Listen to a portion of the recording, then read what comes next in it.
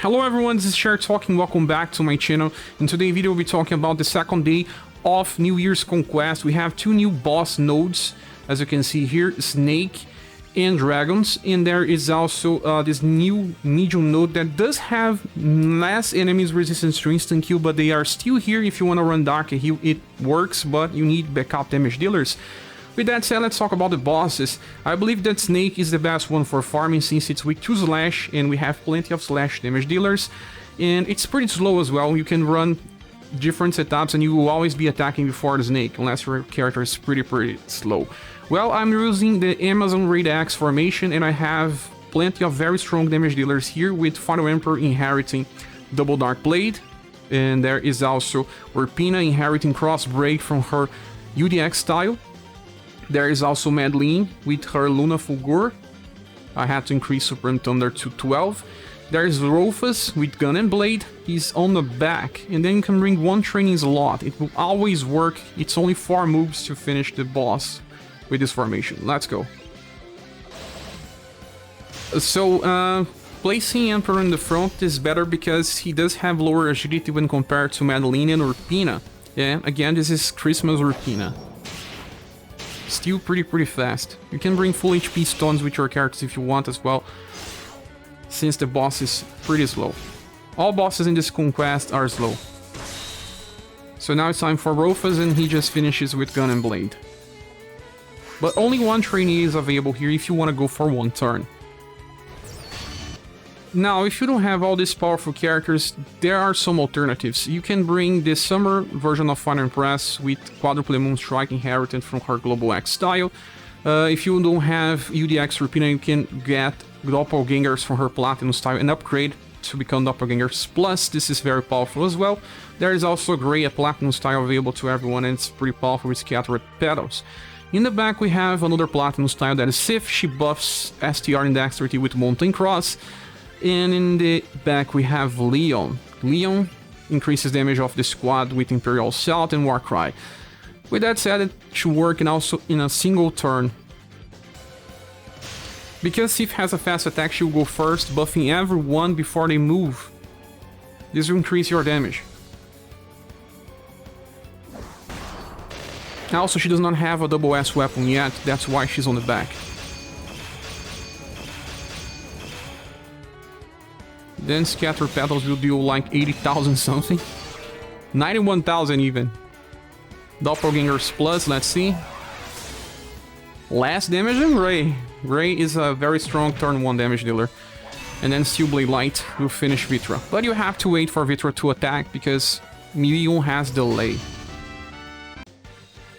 Well, the last strategy uses Rainbow Rangers formation, and well, this is the best one to use, Rufus, since he gets Dexterity buff in this slot. Then we have Bunin here on the top, but it can be another character like Shiel, can be also Aldora.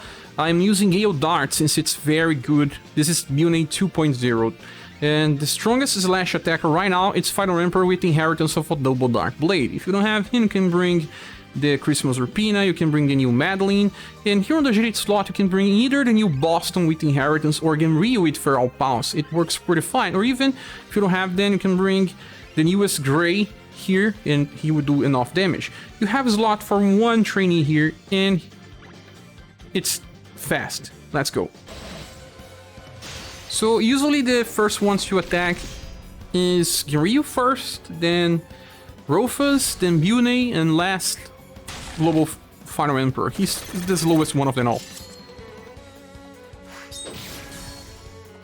Gale Darts is very powerful here, guys. It's better than 360 Delta and even that triple S skill that she can use for Inheritance. As you can see, one trainee, pretty fast. Now we start talking about the dragons. That is the second stage here for today's update. And you will fight 3 dragons here. The Genryu, Wayne, and Dora. They are all weak to Pierce, but then you have to use AoE attacks since you want them to die together. Well, there is a good strategy to use here, but it depends on 4 main characters. Deadly Pierce X is the formation, and I have here Darky with Inheritance of Firecracker from his freestyle. Well, this one was a welfare, it's not available right now in the game, but if you have, this is very strong. Then we have Xenon, and Xenon here is useful because of Noble Cross and then Light Needles, if we go for a second turn. There is also the newest Matriarch, UDX Matriarch here in the middle. She will use Shining Glory. She's not so fast, so she will attack later. And there is also Mac. Mac has not seen a rerun since his release, so not everyone will have him. The Legendary Treasure deals very good damage. And in the back, there is UDX Shenmue, and he will use his X-Thrust attack. He's on the back because this one is just like Punishing Combo. He goes for an AoE and then some single target hits. This will be able to clear in a single turn. I don't really like this stage for farming, but since you can bring full AoE Pierce, it's still okay. Well, at least for these characters. There are plenty of full AoE Pierce attackers. We'll be showing a different strategy as well in the next run. If you don't have one, you can replace.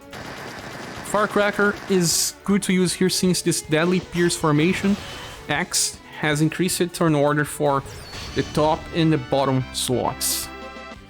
And then one alternative is to use Deadly Pierce X with some other styles. I'm only repeating Xenon here because I didn't find another good Pierce attacker for AoE. I'm using UDX Claudia with Inheritance from Award style with Starry Rain, and then there is Therese. I'm using Barrage Shot here. This increased Heartseeker Plus. She also came with Max, so not everyone will have her. There is also Forneos, and Forneos has Spining Trample as Inheritance. That's pretty strong. And in the back, I have Vagnus. Vagnus is built as physical here because I'm inheriting Psycho Shot, and he will try to use Blue Fire Fang in the back. Actually, you can even bring here to the middle, since he has a very low agility and he may even attack after the dragons. But that should work. Okay, so this formation may not work for one turn kill, guys, because I'm not using the strongest characters now. I'm using the replacements. Noble Cross in the front does not do as much as being used in top or bottom. Barrage Shot's pretty strong, as you can see, but mine is not maxed. Starry Rain, not as powerful as other options. Psycho Shot, not so good because I'm not increasing the power. Back position does not get STR or Dexterity. Now you have to wait for one more turn.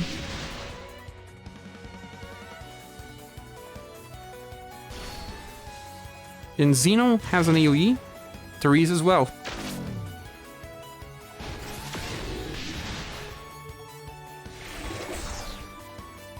But at least this shows that there are alternatives. Maybe not as powerful, but they work the same, just a little slower.